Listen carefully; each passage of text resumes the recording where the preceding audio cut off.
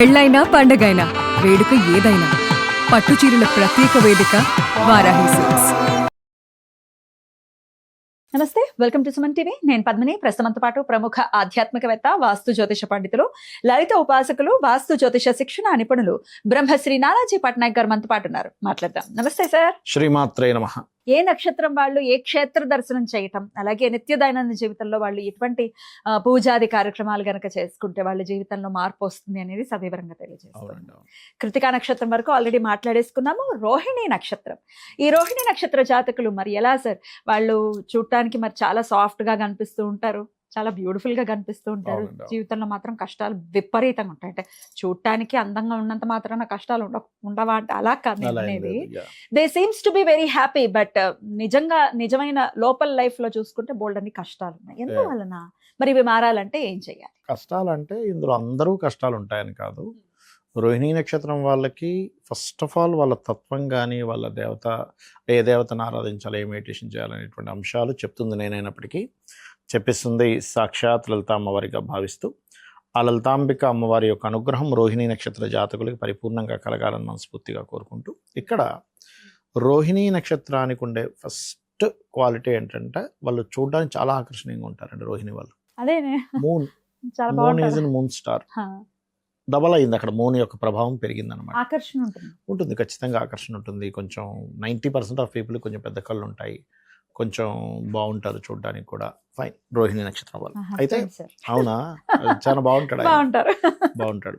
ఇంకోటి ఏంటంటే కొంచెం ఎమోషన్గా కూడా ఉంటారు వాళ్ళు, ఎమోషన్గా ఉంటారు వాళ్ళు. అంటే కొంచెం మదర్లీ నేచర్ ఎక్కువగా ఉంటుంది. ఇప్పుడు రోహిణి నక్షత్ర జాతకుల దగ్గరికి మనం వెళ్ళాం అనుకోండి, ఫస్ట్ ఒక తల్లి ఎలా ట్రీట్ చేస్తుందో, తిన్నారా ఏమైనా, ఎంత అవుతారా, మీకు ఓకే కదా, మీకు అంత బాగానే ఉంది కదా, అంటే ఒక మదర్ చూపించినటువంటి కేరింగ్ రోహిణి నక్షత్రం వాళ్ళు చూపిస్తారు. మనస్ఫూర్తిగా ఇది చూపిస్తారు.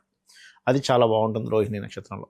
ఇందులో మళ్ళీ 4 పాదాస్, ఈ 4 పాదాసు మనకు వృషభంలోనే ఉంటాయి.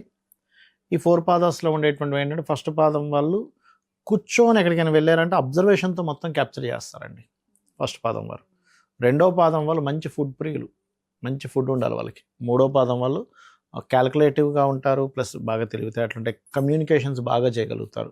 4th పాదం వాళ్ళు కొంచెం అంటే వాళ్ళు ఎక్కువ సంచారానికి ఎక్కువ ఇష్టపడతారు. కొంచెం వాళ్ళు ఏదైనా కష్టాలు వచ్చినా సరే తొందరగా తీరిపోతుంటాయి. రోహిణి వాళ్ళకి క్లియర్ అయ్యే యోగం ఉంటుంది.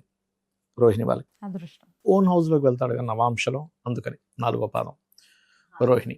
అయితే ఇక్కడ మీరు కనుక చూసుకున్నట్లయితే ఈ 4 పాదాల వారికి కూడా, రోహిణి నక్షత్రం వాళ్ళకి క్షేత్రాలకి తిరుపతి వెళ్ళొచ్చు.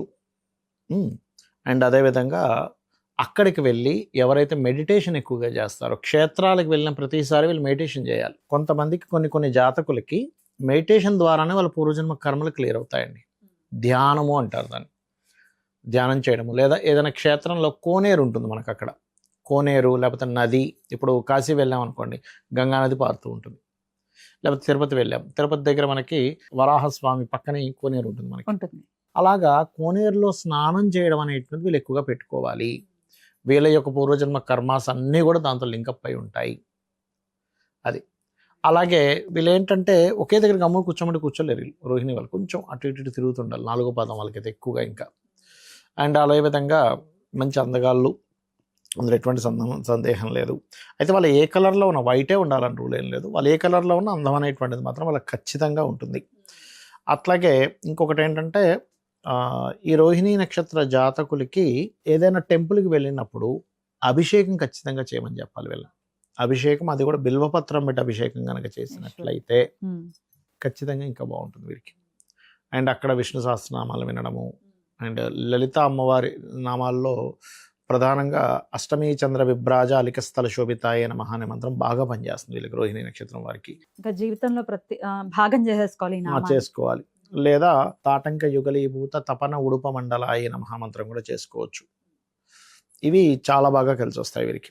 అయితే ఈ రోహిణి నక్షత్రం వారు ఏదైనా టెంపుల్కి వెళ్ళాము, అక్కడ వీళ్ళు కనుక ఏదైనా తీపి పదార్థాన్ని, ఏదైనా అన్నముతో చేసిన పదార్థాన్ని కనుక వీళ్ళు పంచిపెట్టినట్లయితే కూడా వీళ్ళకి క్లియర్ అవుతాయి సమస్యలు.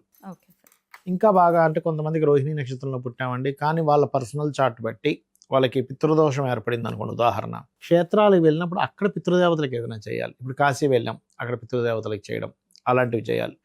వీళ్ళల్లో ఒక అలవాటు కనుక వీళ్ళు జీవితాంతం కనుక చేసుకోగలిగితే రోహిణి నక్షత్రం వాళ్ళు, వీళ్ళ లైఫ్లో యమబాధలు కానీ కష్టాలు కానీ ఉండవు. ఏమిటది అంటే కాకికి రోజు వీళ్ళు తీసుకునే ఫుడ్లో ఒక పక్కన పెట్టేసి ఖచ్చితంగా కాకి పెట్టాలి. సార్ ఇప్పుడు కాకి అంటున్నారు బానే ఉంది, కానీ మనం కాంక్రీట్ జంగల్లో ఉన్నాం సార్, ఉన్నాం, కాకి కనపడట్లేదు సార్. కాకి లేకపోతే ఇంకా వేరే పక్షికైనా పావురాలు అయితే బానే తింటుంది పర్లేదు.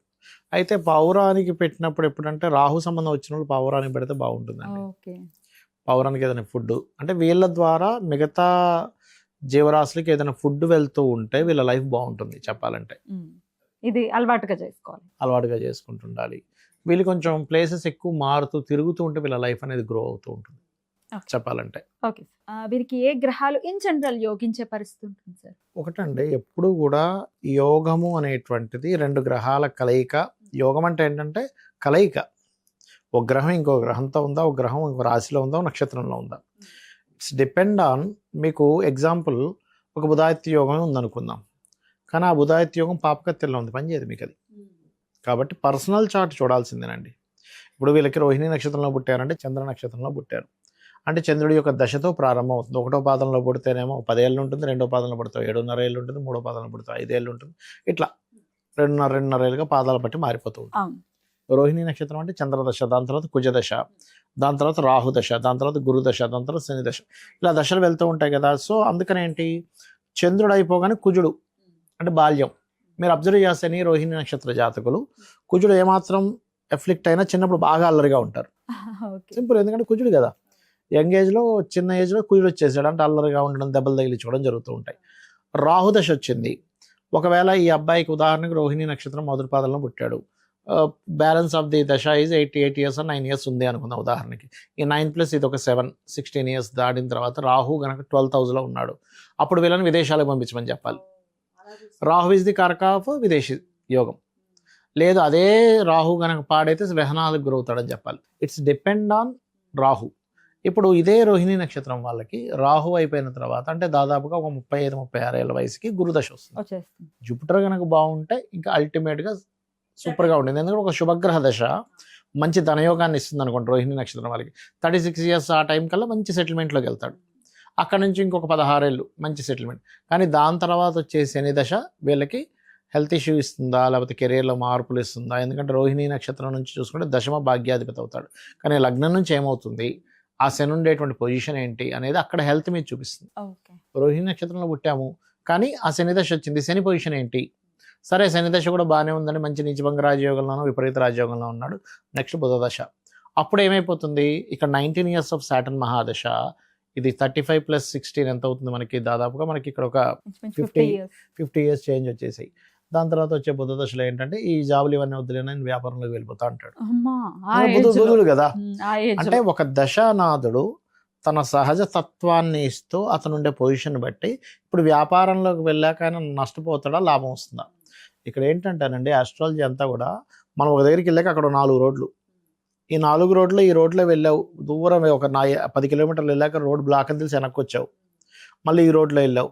ఇవన్నీ తిరగకుండా ముందుగానే నీకు చెప్తుంది, బాబు నువ్వు ఇప్పుడు వ్యాపారం అనుకుంటున్నావు కానీ నువ్వు వ్యాపారం ప్రారంభిస్తే నష్టపోతావు, లేదా వ్యాపారం ప్రారంభిస్తే అద్భుతంగా సాగుతుంది, లేకపోతే నువ్వు వ్యాపారం ప్రారంభిస్తే నీ పిల్లలకి వెళ్తుంది అది అనే విషయాన్ని జాతక చక్రం చాలా స్పష్టంగా మీకు చెప్తుంది. చాలా అద్భుతంగా తెలియజేశారు. అంటే డెఫినెట్ గా అనాలిసిస్ చేయాల్సి ఉంటుంది, లగ్నం plays the role and exactly beautiful గా ఎక్స్ప్లెయిన్ చేశారు సార్. డెఫినెట్ గా అటు అమ్మవారి నామాలు చెప్పారు, ఏ క్షేత్రాన్ని దర్శించాలి అనేది చెప్పారు, నిత్య దైనందిన జీవితంలో పూజలు ఏం చేసుకోవచ్చు అనేది కూడా చెప్పారు. కృతజ్ఞతలు సార్. ఇక నెక్స్ట్ వీడియోలో మృగశిర నక్షత్రం గురించి తెలుసుకుందాం. Thank you so very much sir. నమస్తే. శ్రీమాత్రే నమః.